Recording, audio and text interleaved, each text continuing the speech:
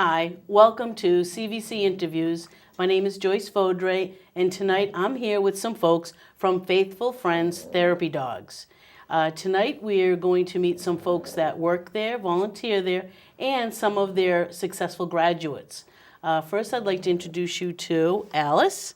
Alice, you're with Faithful Friends Therapy Dogs, and what exactly do they do there at Faithful Friends?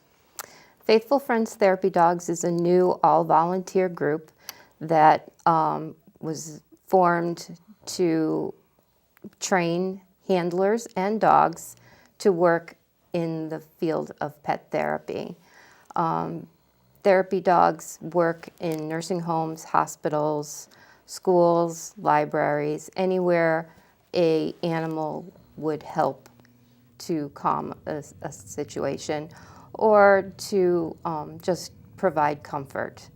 So before we meet the rest of the crew that are here tonight, I would like to know, what's the difference between a service dog and a therapy dog? That's a good question. Service dogs are trained to perform specific tasks for people with disabilities. They work with their handlers. They do not work with other people. They don't provide pet therapy. Therapy dogs are trained to provide comfort. They work with their handlers as volunteers in social situations.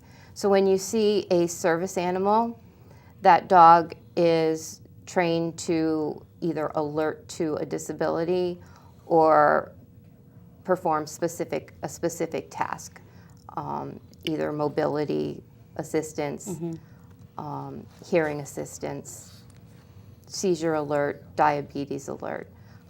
You're not supposed to approach or distract that animal. That animal needs to be focused on their handler. Okay, and with the therapy dog, that's more of an invite for an interaction. Exactly. They're trained to be with people, to help people, not just their handler. Exactly. I see, okay. And we do have someone here with their handler. We have a therapy dog who's a pug, and you might hear his snoring, because I can certainly hear it. And your name is? My name is Denise Bolduck, and I am the vice chair and the board of directors of Faithful Friends Therapy Dogs. Okay, and you have a therapy dog here. My dog Sailor is a therapy dog, and he's also a reading education assistance dog, also known as a read dog. And we go to schools and libraries as literacy mentors to children, because studies have shown that petting a dog while reading decreases stress, and children that might be nervous reading to a person or reading out loud will read to a dog and improve test skills, improve attendance at class, and has all sorts of benefits. As a teacher, I can vouch for the fact that a classroom pet or a therapy dog definitely helps out students. They're non-judgmental. Exactly. They're just there for the loving. So Exactly. I definitely have some students with experiences with pets in the classroom, and it's along the same lines. And you are? I'm Maggie Quinn. I am the co-secretary of Faithful Friends Therapy Dogs, and I do not have a service dog or a therapy dog of my own as of yet, but I am very passionate about therapy dog work, service dog work, and showing the difference between the two. Yes, that sounds like it's the most common thing. Is even when I was telling people about the interview coming up, I had to educate them the difference, service dog and a therapy dog. Well, I was in a hospital once, and I was walking with Faith to go visit Alice, and people were petting her and asking what times I would be here the next day. So it's definitely a very big misconception. Okay, okay. And your name? I'm Lynn Martin. I'm the treasurer of Faithful Friends Therapy Dogs. I don't have a therapy dog. I have a service dog, Frankie. Oh, Frankie, yes. But I've learned so much about the need for dogs and how much they can do for people just by going through the training with Frankie. And this is like just incredibly important to me to be able to offer up the education, the differences between the therapy and the service dogs. And as Maggie said, there's a lot of people that see Faith and Frankie and look at them and want to touch them and pet them and play with them. And, you know, it's a continuing education. Yes. You know, letting people understand they don't really have a place to play Right. per se when we're out and about. They have their break time at home. But, you know, in public, they're for us. How long have you and Frankie been partners? I picked up Frankie when he was 8 weeks old. I got him from a breeder in Rhode Island. And I got him specifically with the thought of having him trained to be a diabetic alert dog. So I see some commonness with the breeds. Are there certain breeds that make better service dogs? Well, in some cases, I think so. I mean, it depends on what the service is that it'll be performing. You know, Sailor would be perfectly capable of alerting me for Sure. diabetic alert, but he wouldn't be in a position to be, you know, a stability dog. Oh, right. Oh, that's what you were alluding to, Right. depending on the disabilities. It depends on the disabilities. Pretty much any dog can be a service dog depending on the disability. It would be difficult for Sailor to be a mobility assistance dog. Also, he could alert to somebody with diabetes, but going and retrieving her meter might be difficult for him because it would need to be someplace low where he could grab it quickly. Oh, that's a good point. And frankly, if he ran to go get help, it would be difficult for people to take him seriously. Because he's so cute, people would want to pet him and hug him. But to get somebody to follow him to her for help would be difficult. We tend to go with retrievers, mostly golden retrievers or Labrador retrievers tend to work best in those situations. Any working breed dog, shepherds in particularly, they have a need to work. So we use those dogs that want to be working all the time, that don't turn off easily. Sure. And in training a service dog, they need, believe it or not, doing nothing is a behavior. So we need to teach them to do nothing. So the act of doing nothing is a behavior that anytime we are still, they assume a down position and are quiet, but they're still ready to alert. If I were about to have a seizure, she would get up immediately and position herself or go to the closest person to get help, or go and retrieve my bag. So even though she's down, she could be up in seconds. Very alert. So the two that are on the floor, those are service dogs. Those are service dogs. But more specifically, we wanted to talk more about the Faithful Friends Therapy, Right. which is more like what Sailor does. What Sailor does. And I understand it's a fairly new organization. You've branched off. It's a brand new organization.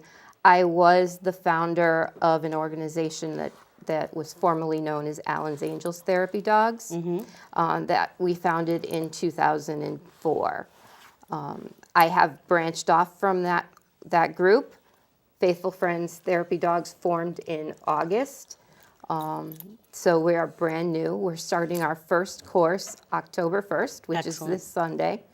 And we will be training and getting therapy dogs out there.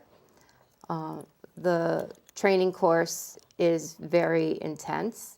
It's 3 months. We train the handlers how to work in specific situations that they could end up in, working with Alzheimer's patients, working with children, working with people that are recovering from physical disabilities, strokes, things like that, how to work in a hospital, how to work in a nursing home, all kinds of things you could encounter. The dogs, there are studies that show that dogs lower blood pressure. They help to distract people from their pain. Sure. So we want to get trained handlers and dogs out there working. How do you get the dogs, how do you choose the dogs to be part of the therapy program? We actually evaluate the person and the dog as a team because the person is just as much part of that visit. That makes sense. So we meet we set up an interview before we accept somebody into a course. We meet the person with the dog. We see how well they work together. We want dogs that have already been through basic obedience training so they understand and they know sit, down, stand, stay, heel, come, all of the basics. We want to see the handler and dog working as a team. We want a dog that's nosy, that wants to go and investigate people. We want a dog that loves children and loves people, is good with other animals. Yeah. So when we do that interview, we meet them in a location that is foreign to the dog. So we can see how they are in a situation that Sure. is not comfortable for them. So right now, Faithful Friends Therapy Dogs has a Facebook page, so like us on Facebook, please. Yes. And the web page is coming up, and just like any not-for-profit, Right. it would be helpful if folks would help you guys out. They Absolutely. can contact you. All the contact information is on Faithful Friends Therapy Dogs on Yes. Facebook, and you'll get the web page up and running soon. Yes. Hopefully. Can you tell me a little bit about your therapy? When you were training your dog to be a therapy dog, did you know that this was going to be a good partnership? Well, I got my pugs, Sailor, as a litter mate. It's also a therapy dog. They came home to me when they were 9 weeks old, and when they were 13 weeks old, they started doing some training with Alice and some of her colleagues. And Alice, I said I wanted to do therapy dog work, but it's okay when you have a puppy to want to do that. But if the puppy doesn't grow up and want to do that and Right. have the right personality, then that might not work. But Alice said to me in our training when Sailor was about 18 months that she would recommend him to try therapy dog training. She told me she couldn't guarantee that he was going to pass the test because he would be the youngest that ever did. But she saw, knowing him, we did a lot of obedience training, and not so much to be the perfect obedience dog, but I wanted to get him out and socialize, and I wanted him to do things. So Alice saw him a lot and saw his personality, and we gave it a shot. Sailor's sister took a year and a half to get to the same level because she was a little bit too exuberant. So, but she's a very good therapy dog now, and she's got her own special talents. She actually one time Alice was not feeling well, and Scarlett was alerting to Alice. So if that was something that I wanted to encourage in Scarlett to become a service dog, that's a talent that not all dogs have, so that has to be something that's noticed and then could be encouraged. Did not go that route with Scarlett, because then I would have to give her away to somebody who needed her. So, but Scarlett, when we both my dogs, we spend a lot of time reading. Scarlett can be high energy, but she seems to know when kids are high energy, and she'll do things like lean up against them or sit on their lap. I never make my dogs to sit on anyone's lap. If they want to sit on someone's lap, they can. They have, in my mind, they have their own free choice about that situation, as long as the person is agreeable to it. And children love to have the dog sit on their laps. Yeah. And I can remember a particular situation where the little boy in school was kind of like Dennis the Menace, or as my mother would say, he had ants in his pants. Yes. And he would come out and be all high energy, and Scarlett would be low energy with him. Lean into him, sit on his lap, and he would love that. And the only way she would do it is if he stayed nice and calm. So she knew what that child needed, whereas with other children, maybe she has a little bit more exuberance. Wow. It's true, petting a dog lowers your blood pressure. Your body secretes a hormone called oxytocin, but petting a dog also secretes the oxytocin in the dog. So petting a dog is good for the person, and it's also good for the dog. Asila looks very happy right now. So do you have an office that you work in? We are an all-volunteer group. We have monthly meetings. We rotate at different people's houses. Oh. So We don't have an office. We again are brand new, so we meet at each other's homes. We have our training classes at a place in Vernon called Dog Essentials, and we rent the training room there. Very good. And you have monthly training sessions, or it depends on how many people are signing up? When we teach a course, we meet once a week for 2 hours, and it's 12 weeks long. Yeah, that is a long course. So it's pretty intense. Like I said, we rent the training space at Dog Essentials for the course. But for our general organization, the board meets once a month to go over what's happening. Right. And we rotate between people's houses. Well, that's a grassroots organization if I It ever heard of is, one. it is. That's wonderful. Then all of your energies go right into the animals. How do people usually find out about organizations like yourself? Is it word of mouth? Is it search engines? Like, what's the best way to get information out to folks who are thinking that they need a therapy dog or they want to be a therapy dog person? Find us on Facebook. We are doing some events. We were at Tractor Supply in Vernon last week. We are doing this.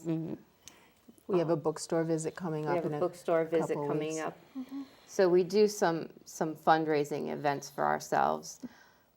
But the best way to find us right now is Facebook.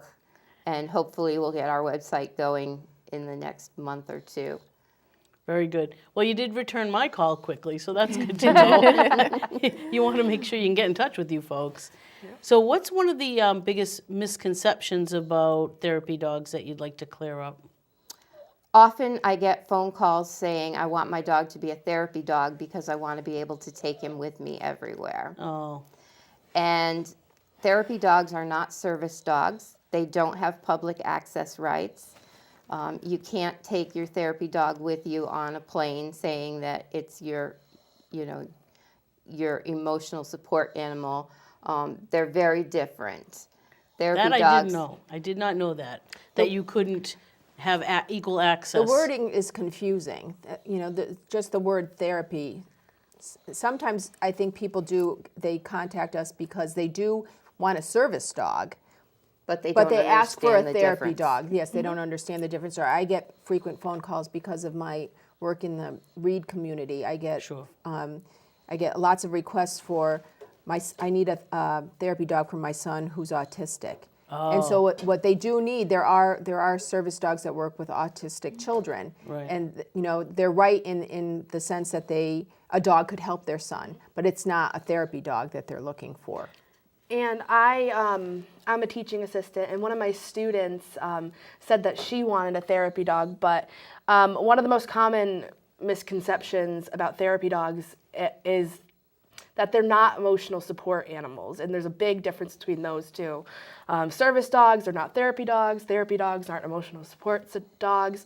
So I had to explain to her because she wanted one for her depression and anxiety, and that wouldn't be a therapy dog that goes around, and they do provide comfort, and I really enjoy Sailor being right here. But an emotional support dog is trained like a service dog to only work for one person, but they only provide comfort to that one person.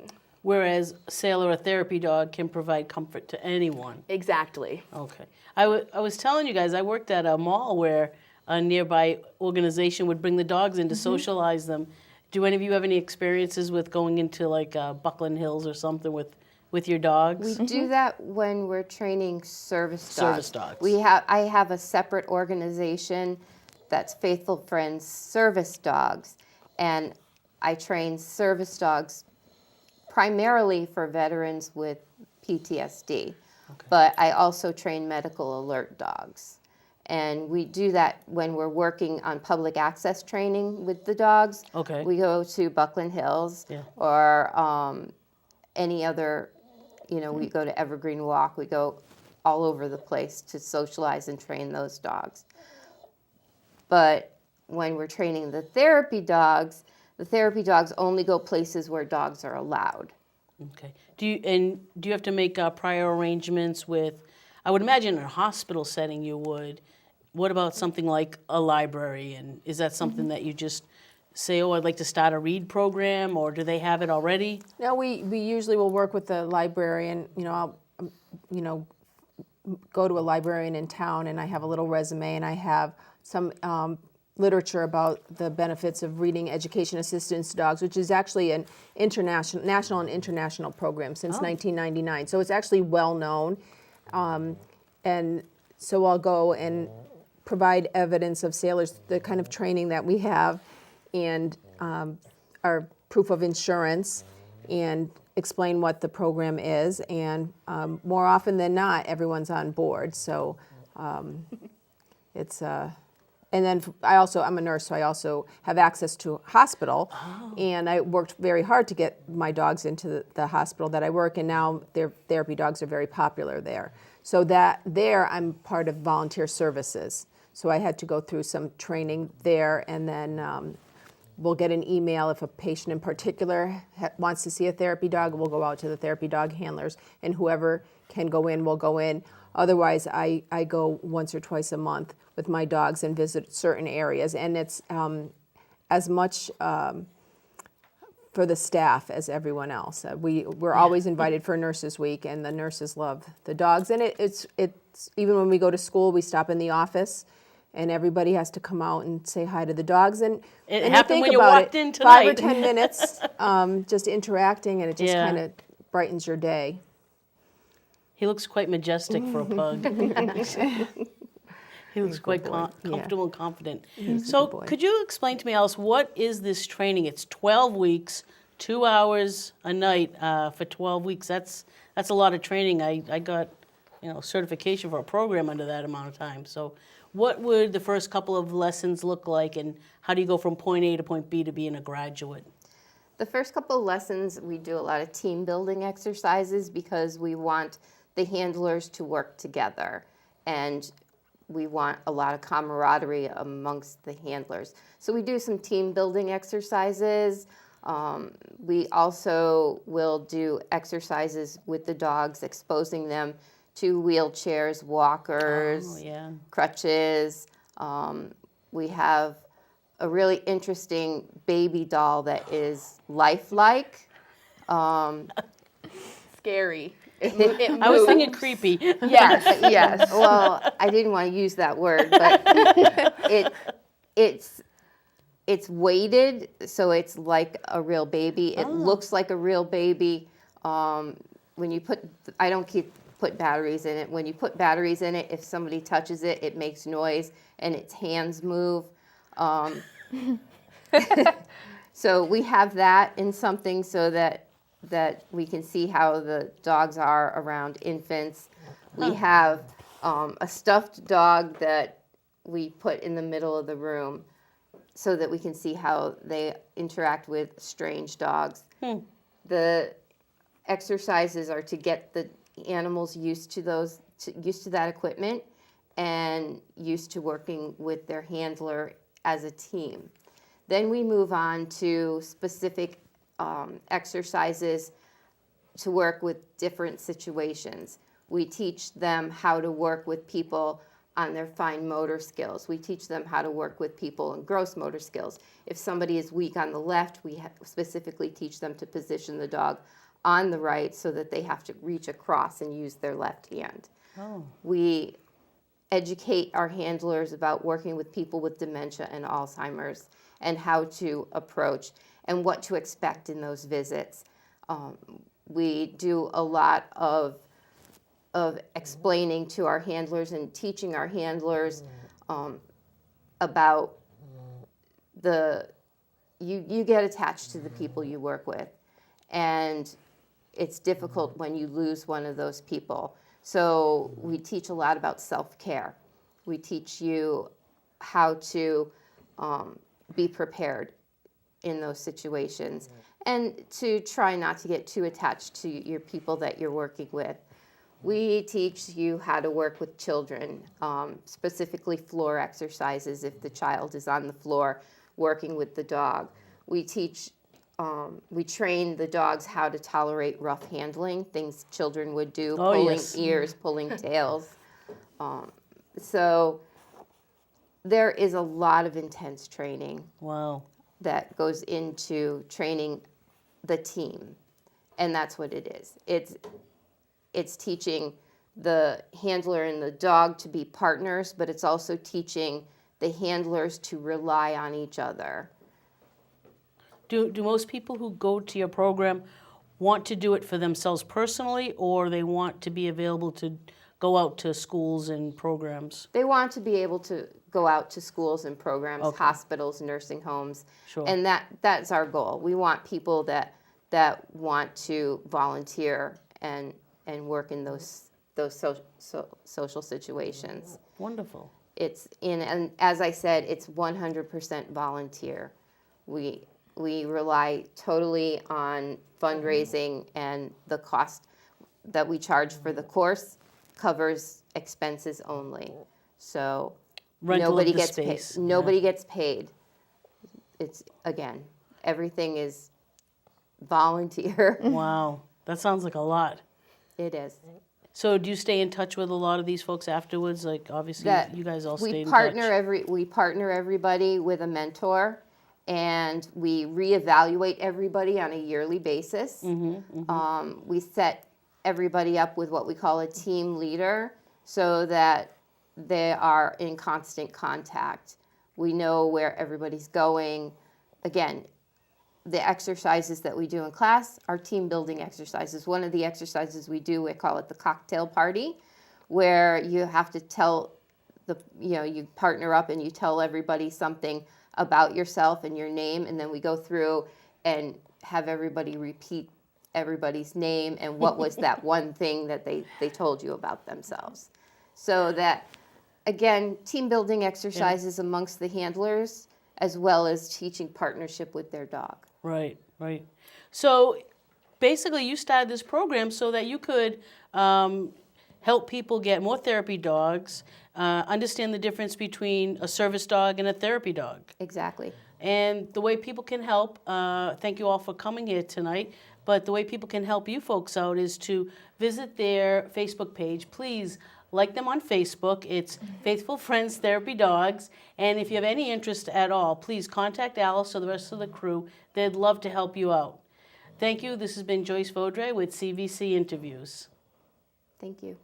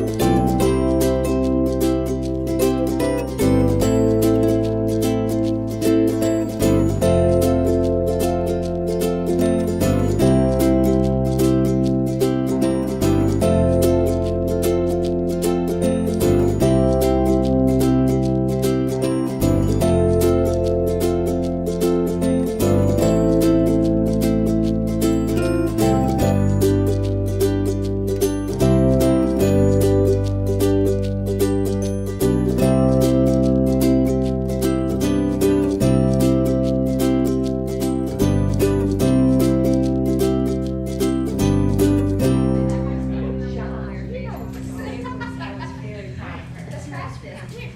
Down. There you go.